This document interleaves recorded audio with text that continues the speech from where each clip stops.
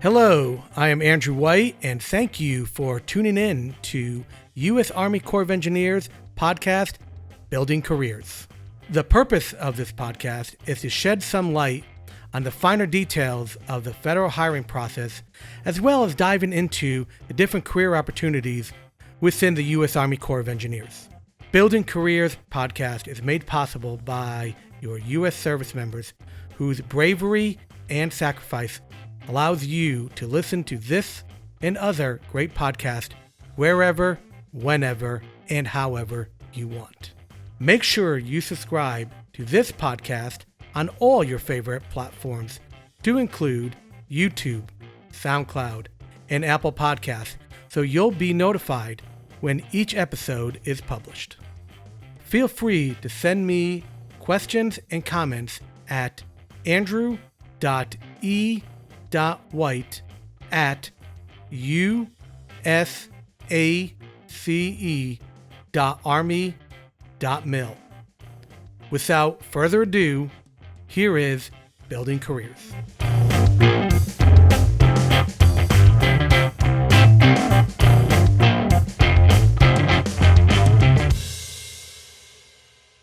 And welcome back to Building Careers. I am your host, Andrew White. And today on our show, we have Mr. Kelly Englert from the CPAC over in the Fort Worth District in Texas. Kelly, welcome to the show. Well, thank you for having me. Kelly, if you wouldn't mind, tell our listeners a little bit about what you do and who you are. Well, like you said, my name's Kelly Englert. I am retired from the Army.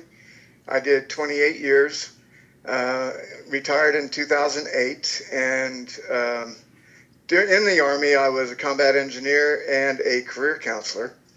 That's how I got into my role that I'm in right now as an HR specialist for the Army Corps of Engineers. I started in processing in Fort Huachuca, Arizona.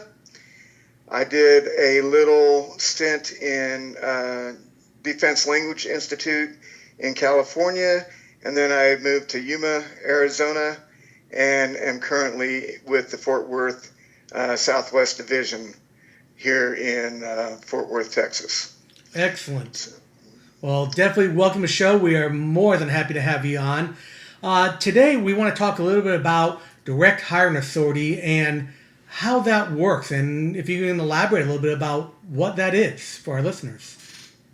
Right. So I know on the first podcast that my supervisor, Christina, did, she talked about announcements open to the public, and basically she was talking about the delegated examining, which can be identified through USAJOBS with the letter D at the end of the announcement number if you're ever into USAJOBS and looking for the different announcements. So that's how that can be described. So today our focus is basically going to be on what we have called the Expedited and Direct Hire Authorities. And just like the DE, they can be identified in USAJOBS by the letter E for Expedited or for DH for Direct Hire at the end of the announcement. And one thing that's unique with the Expedited and Direct Hire Authorities is that typically, veterans' preference does not apply to these positions. That's not saying that they're all like that, but for the typical amount of them, they don't. Two of those programs are the Pathways Recent Grads and the Pathways Internships, which I would like to talk as further down the road as we go. Perfect.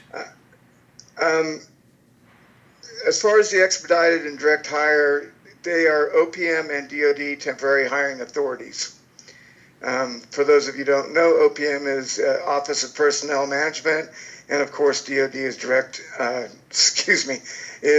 Department of Defense. The reason we use these authorities are to fulfill mission critical positions, or those positions that have a history of shortage qualified applicants. Some of the examples of these would be our STEM program, which is the science, technology, engineering, and mathematics positions. Also, the real estate or acquisition, financial, or cybersecurity positions. A lot of these positions that we have and with our current mission are very critical in order to fulfill our mission. So that is why we're using these authorities, because they actually have moved quicker and we're able to hire people at a faster pace than our normal merit promotions.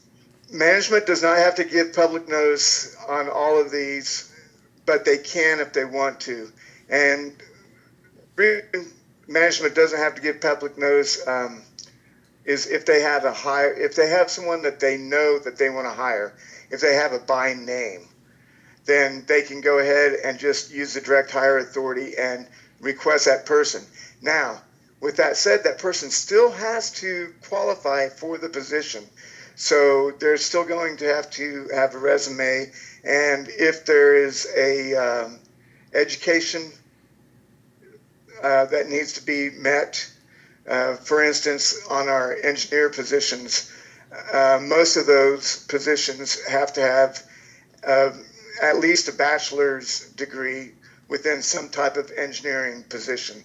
If you see one of these jobs on USA, it will state in the announcement that the position is being filled using EHA and DHA authority. And a lot of times the only reason that we announce these is it's a fulfillment that we have to do through OPM and DOD. So you can apply for that position, but more than likely there's already been somebody that there's also already a by name person, and we are just, so it's a requirement that we have that has to be announced. In the other case, we do have announcements that we do for DHA, which is it's a simplified method that is used by management. And basically what that is we announce the DHA through an announcement on USAJOBS. And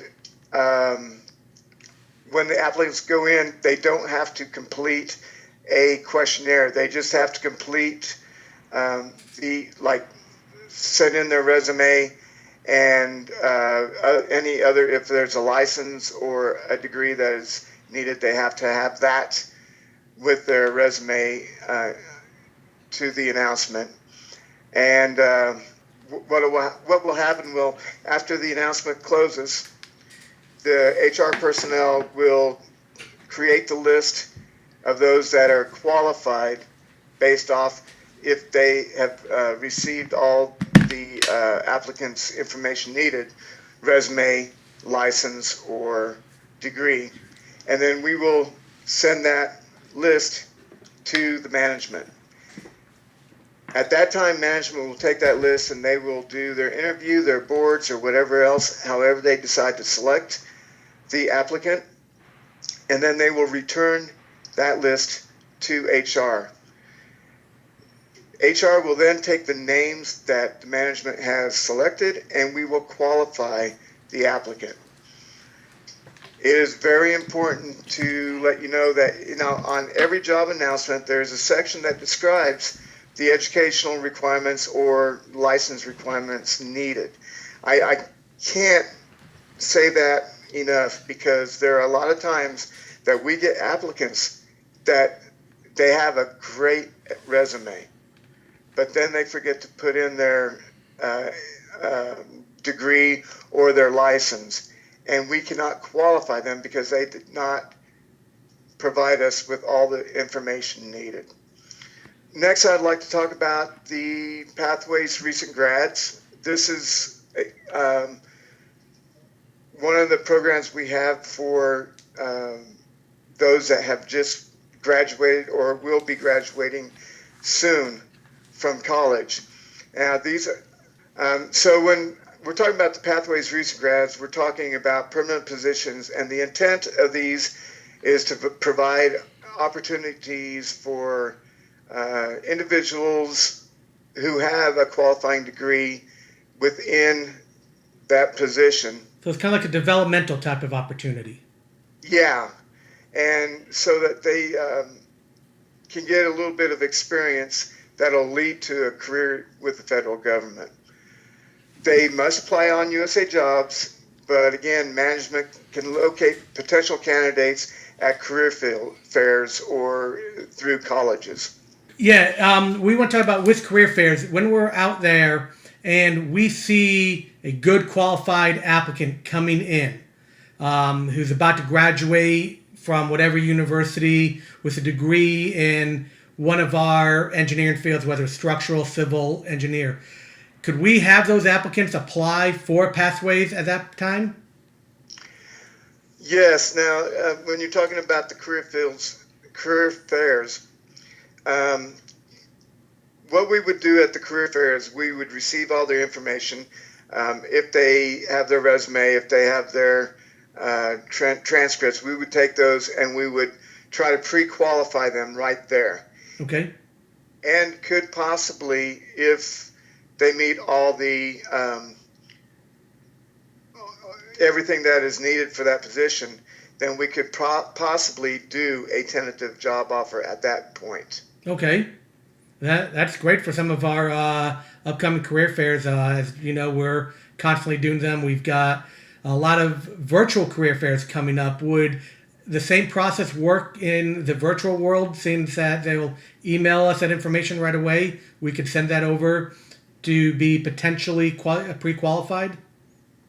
Absolutely. Actually, we were planning a career fair down in San Antonio prior to the COVID, and it ended up getting canceled due to the COVID, but we were doing exactly that.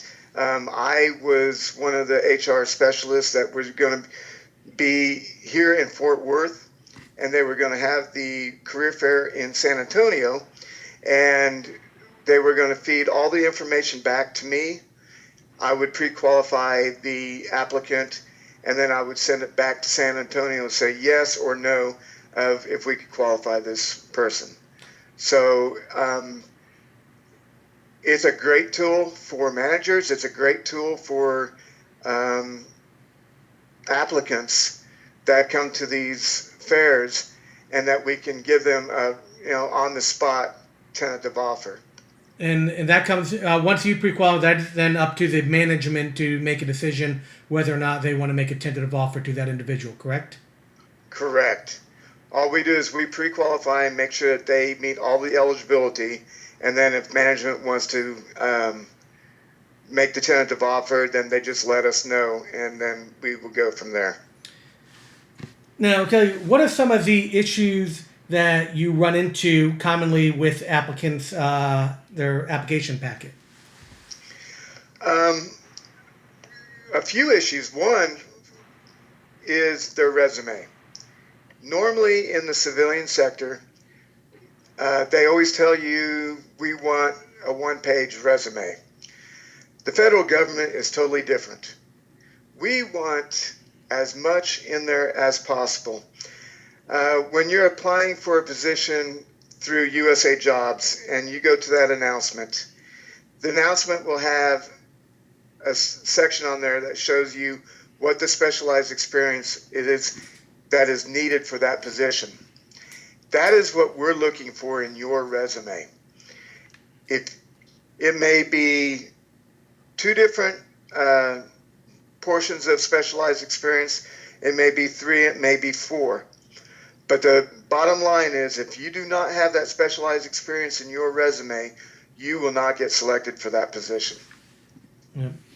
Does USAJOBS have a resume builder on there, where I know there's a difference between a civilian format and a federal format? Is there a way that applicants can build a resume on USAJOBS to be in compliance with federal format standards? Yes, it does. And also, we don't we accept any type of format, but the best thing to do is, like you just mentioned, was to go on USAJOBS. You apply to USAJOBS and get your profile and everything, and then you can upload your documents and everything right there in USAJOBS. It's kind of like a one-stop shop. Right. And that's great. That helps out the veterans.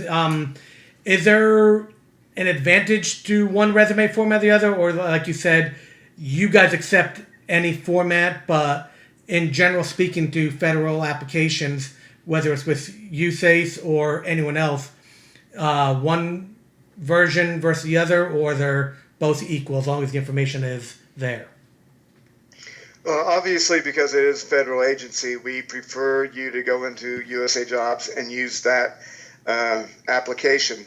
But again, we will any resume format that you provide us, we will take. Again, I can't stress enough, the biggest thing is to make sure that you have that specialized experience in your resume. And once we receive that, the other common problem that we see is, again, I stressed this earlier, was to make sure that you have all the documents that you need for that position. If there is an education requirement, you must send in your transcripts with your application. Engineers, if it's an engineer position that you have to have a PE license, a professional engineer license, you must submit that with your application, or you are not going to be referred to the management. All right. Talk to me a little bit about the Internship Pathways program and how that works, for an applicant who's a recent grad or coming out there. Is it only for, and it's a two-part question, because I know there's a slight difference between a recent grad and a veteran who's a recent grad, because I believe veterans have an extended window to apply for something like that. Is that correct? Right. So for our recent grads, these are permanent positions. And again, the intent for these is to provide the opportunity for individuals to seek a position with the federal government at the entry level, and so that they can get developmental experience. And it's designed to lead to a career with the federal government.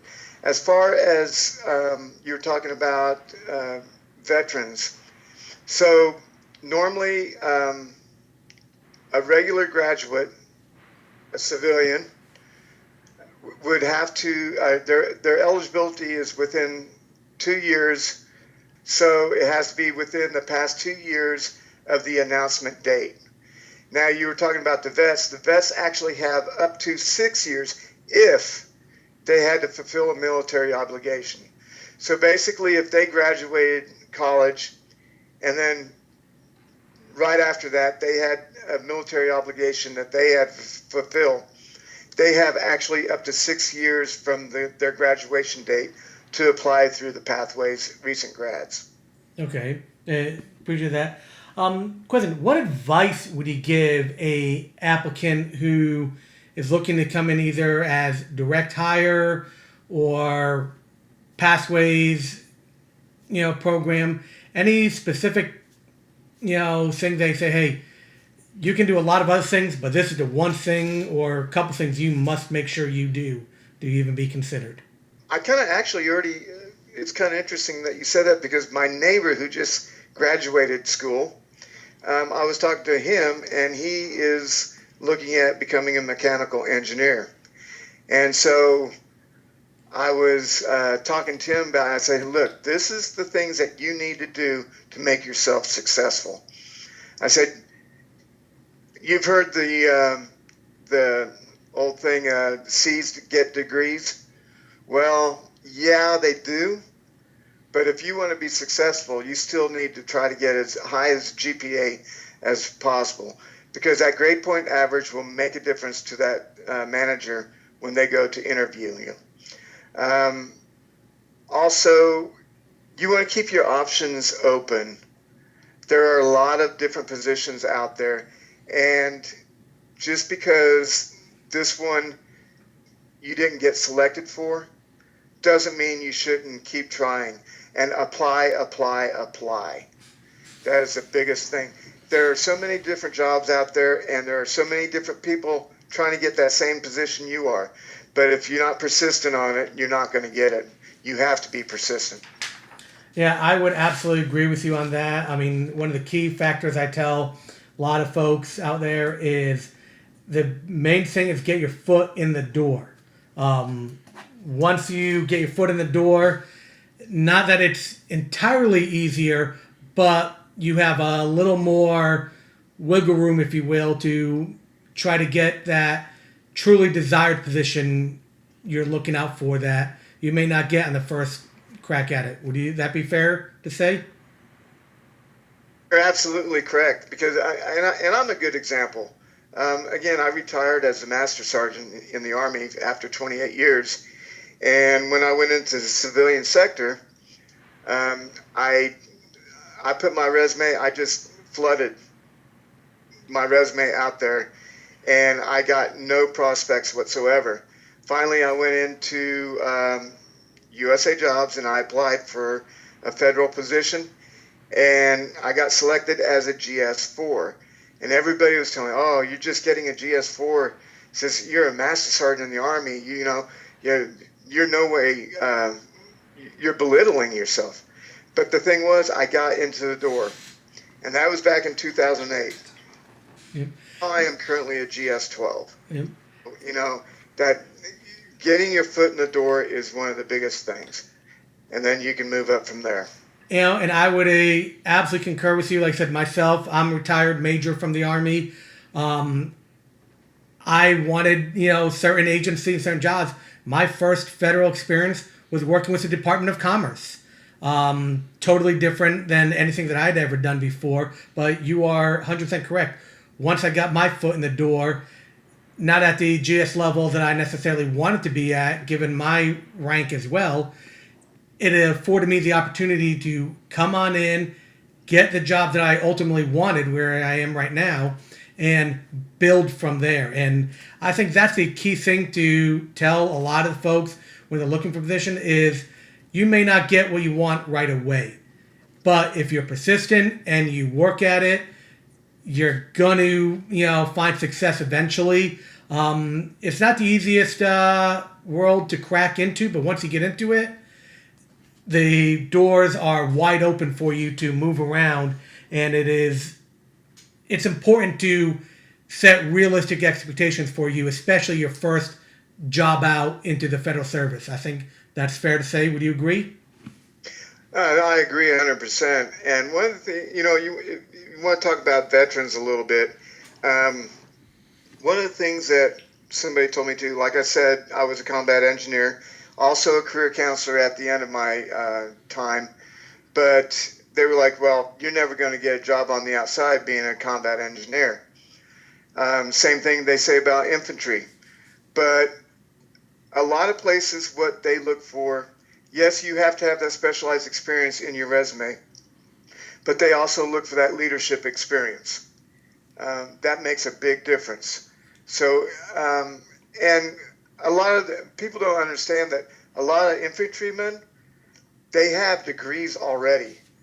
And the reason a lot of them go into the military is to get their student loans paid off. And then once they get out, they're free to go. And so they already got that degree in engineering or degree in hydrology or whatever in order to go into those positions. Well, I agree with everything you said there, except for the part as an armor officer, infantry guys and me don't always see eye to eye on. But I tease my infantry brothers and sisters out there that,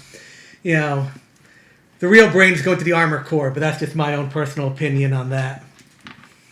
That's okay. I didn't say anything about you being an officer either. I appreciate it. Well, Kelly, before we let you go on anything, is there anything else that you want to chime in on, talk about, let applicants know of what they should be looking for when applying for a federal job, or should do to keep in mind while they're going through the entire federal application process? I do know it's sometimes could be a very long and daunting process. You'll see things like you get referred but may not hear anything for quite a while. Is there any anything that you'd like to add on to that, or kind of let our listeners know what they should know about the federal resume and application process? Okay, yes. Again, patience. You're absolutely right. Unlike civilian sector jobs, it can take a little while in order for the process from the time that we start an application until the end date. It can take quite some time. And there's different reasons for that. A lot of it is just because we have to have, we may need to have a panel board that or interviewing process. Sometimes we're interviewing anywhere from 15 to 20 people. And to get a panel board together that actually has time at the same time in order to do that panel and to do those interviews, it takes a lot of time. It also takes a lot of time to process all the information that HR has to do with the referrals and stuff. For example, I've got one announcement right now that I am creating the referral list for. I had 106 applicants on it. So, yeah, I have to go through most of those in order to get my referral list down to what the management wants. So, patience is a virtue. You just got to have patience. Also, on the announcement, if you haven't heard anything for quite some time and you're kind of curious, there is a email address on the announcement that you can go to and do an inquiry. I suggest that that's the way you go, because by calling your HR department or the management, you're not going to get the right answer that you want. We have to have you go through the inquiry of that position so that it can be documented. Like everything in the government, it's documented that you did an inquiry and this is what your inquiry was about. And we use that so that we can serve you better in the future. Well, we greatly appreciate it. Kelly, I want to thank you for taking the time today to come out and be on the show and talk to us and educate us some more on applying for jobs, the direct hiring, expedited hiring process, the internship, and the Pathways program. I want to remind our listeners to follow us on the Fort Worth District on Facebook, Instagram, and Twitter. Thank you for joining us, and we look forward to our next episode of Building Careers. This is Andrew White signing off.